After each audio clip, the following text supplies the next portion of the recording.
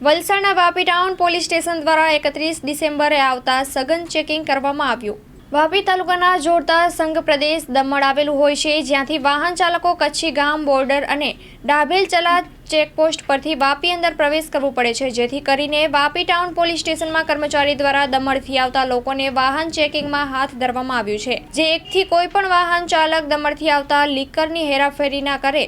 એના સંદર્ભે સઘન ચેકિંગ હાથ ધરવામાં આવ્યું છે, જેથી લઈને આવતી 31 ડિસેમ્બરની ઉજવણી માટે લોકો દમણથી લઈને આવતા દારૂ એકલ દોકલ જે લઈને આવે છે એ લોકોમાં ફફડાટ ફેલાયો છે। અગાઉ દિવસોમાં પણ વાપી ટાઉન પોલીસ સ્ટેશન દ્વારા હજુ કડક બંદોબસ્ત રાખી વાહન ચેકિંગ કરવામાં આવશે।